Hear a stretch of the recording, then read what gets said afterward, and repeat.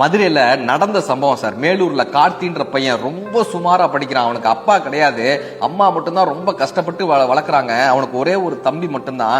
ஒரு நாள் அந்த பையன் படிக்கிறப்ப கரண்ட் போயிடுது. அம்மா சொல்றாங்க, பக்கத்துல இருக்கிற மண்டபத்துல தானடா நான் வேலை பார்க்கிறேன், நீ அங்க வந்து படின்றாங்க. இவன் அந்த மண்டபத்துல போய் பாக்குறான். அவங்க அம்மா சமையல் அறை முழுவதுமா ஒரு மலை மாதிரி வெங்காயம் குமிஞ்சிருக்கு.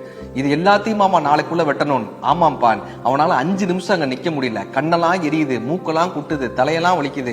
அம்மா உனக்கு கண் எரியாதாமான்னு இந்த பையன் கேட்கிறான். அந்த அம்மா சொல்றாங்க, நமக்கு வேற வழி இல்லையேப்பா, நீ படிச்சு கரை சேர்ந்துட்டேன்னா நீ உன் தம்பியை காப்பாத்திடுவ, எப்படியாவது நான் இதெல்லாம் பொறுத்துக்கிட்டேன்னா நீ ஜெயிச்சிட மாட்டியாப்பா, நீ ஜெயிச்சு நம்ம குடும்பத்தை காப்பாத்திட மாட்டியாப்பா, அது வரைக்கும் நான் இதை பொறுத்துப்பேன்ப்பான்னு அந்த அம்மா சொல்றாங்க. இந்த அம்மாவினுடைய வேதனை அந்த பையனுக்கு தெரிய அதுக்காகவே படிக்க ஆரம்பிக்கிறான். மாவட்ட அளவுல முதல் மாணவனாக வந்து சென்னை ஐஐடியில் அவனுக்கு இடம் கிடைக்குது. எப்பொழுதுமே 3ஆம் ஆண்டு படிக்கக்கூடிய மாணவர்களினுடைய கண்டுபிடிப்புகள் தான் காட்சியகப்படுத்தப்படும். இந்த பையன் சேர்ந்த முதல் ஆண்டிலேயே அவன் ஒரு கண்டுபிடிப்பு கண்டுபிடிக்கிறான். அது காட்சியகப்படுத்தப்படுகிறது. இந்திய அளவில் முதல் பரிசு பெறுகிறது.